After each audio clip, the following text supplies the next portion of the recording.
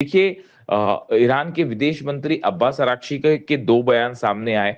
उन्होंने जब Apache helicopter को लेकर डोनाल्ड ट्रंप ने धमकियाँ दी कि अमेरिका बदला लेगा, तो उसके बाद अब्बास अराक्ची साहब की तरफ से बयान आया कि ईरान नहीं चाहता कि उसकी सीमा के आसपास या सीमा के अंदर किसी भी तरह से दुश्मन देश का कोई भी एयरक्राफ्ट या मिलिट्री प्रेजेंस हो। यानी ईरान की सीमा से दुश्मन दूर चले जाएं तभी शांति हो सकती है। इस तरह के बयान अब्बास अराक्ची साहब की तरफ से आए। उसके बाद जब हमला किया गया, हमले के बाद अब फिर अब्बास अराक्ची साहब का एक बयान सामने आया है। उन्होंने कहा है कि ईरान पर किसी भी तरह के हमले का बड़ा बदला लिया जाएगा और करारा जवाब दिया जाएगा दुश्मनों को। और देखिए अब ये जवाब देना शुरू भी हो गया है।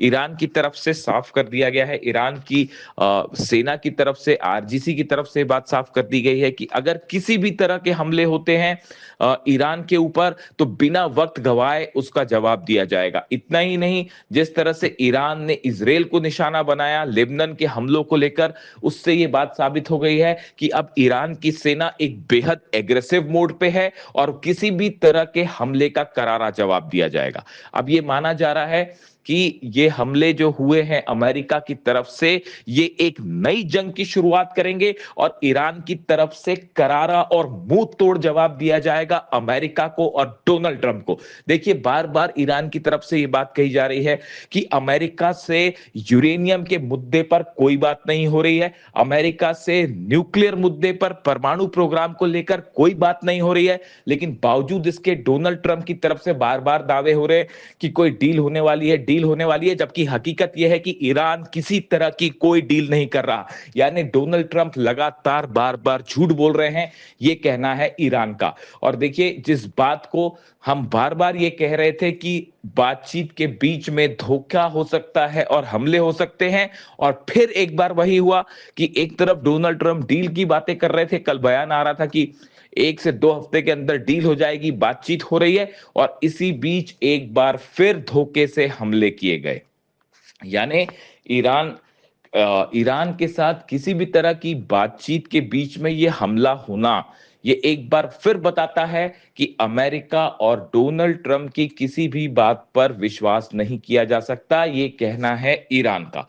अब देखिए जो हमले हुए हैं इससे ईरान में कितना नुकसान हुआ है, इसकी खबरें आने में थोड़ा वक्त लगेगा, लेकिन करीब 10 से ज्यादा लोकेशंस है जिनको निशाना बनाया गया है और इसमें बड़े धमाके हुए हैं, बड़े आग के गुबार दिखाई दिए हैं, धमाकों की आवाज कई किलोमीटर तक सुनाई दी।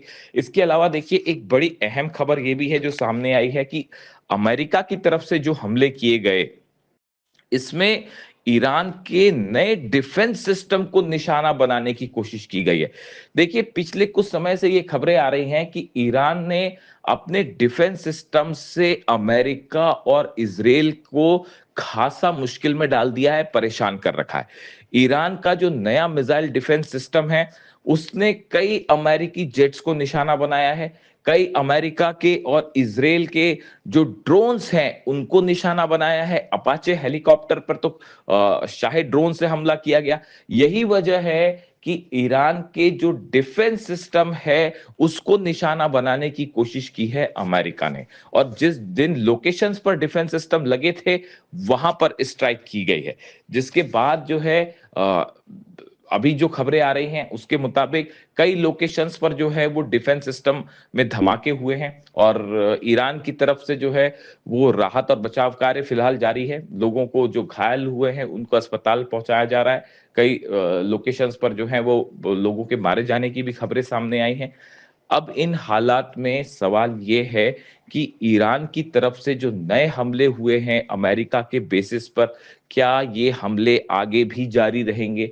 इससे अमेरिका को और अमेरिका के बेसिस पर कितना नुकसान हुआ है, इसकी खबर आने में थोड़ा सा वक्त लगेगा।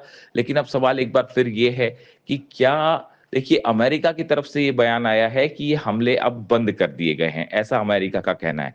लेकिन ईरान का कहना ये है कि जो भी हमले हुए हैं उनका करारा जवाब दिया जाएगा, जिसके बाद ये माना जा रहा है कि आने वाले चंद दिनों में ये जंग और आगे बढ़ सकती है। और ये एक लिमिटेड स्ट्राइक नहीं रहेगी। देखिए, ईरान की तरफ से बात कह दी गई है कि जो इस तरह की घटनाएँ हो रही हैं कि अमेरिका की तरफ से हमले किए जाते हैं और उसको लिमिटेड स्ट्राइक बता दिया जाता है, लेकिन अब ऐसा इस बात को स्वीकार नहीं किया जाएगा। किसी भी तरह से ईरान पर हमला होगा, उसको एक जंग की शुरुआत माना जाएगा और निर्णायक कार्रवाई की जाएगी। यानी ये बात तय है कि सऊदी के बेसिस खतरे पे हैं, यूएई के बेसिस खतरे पर हैं, बहरीन पर ऑलरेडी हमला हो चुका है, इसके अलावा कुवैत और जॉर्डन भी अब ईरान के निशाने पर है और जितनी जगह अमेरिका के बेसिस हैं, सबको इस समय अलर्ट कर दिया गया है। कई जगह सायरन बजने की भी खबरें सामने आ रही हैं। ये बताया जा रहा है कि कई अमेरिकी बेसेस जो हैं वहां पर डिफेंस सिस्टम को अलर्ट कर दिया गया है और ये माना जा रहा है कि अगले चंद घंटों के अंदर ईरान की तरफ से और बड़े हमले हो सकते हैं। थर्ड पैट्रियट सिस्टम को एक्टिवेट कर दिया गया है। इसी के साथ ही इजराइल में भी अलर्ट जारी कर दिया गया है और ऐसा माना जा रहा है कि इजराइल के ऊपर भी ईरान की तरफ से बड़ी कार्रवाई हो सकती है और हमले किए जा सकते हैं। लेकिन यानी फिलहाल हालात ये है कि पूरा मिडिल ईस्ट एक बार फिर सुलग रहा है और हॉर्मूज से लेकर पूरे मिडिल ईस्ट में एक नई जंग का आगाज होता दिखाई दे रहा है। अगले चंद घंटे बेहद अहम है जो ये तय कर देंगे कि आने वाले दिनों में मिडिल ईस्ट क्या एक नई जंग की तरफ आगे बढ़ रहा है। इन पूरे हालात पर हमारी नजर है और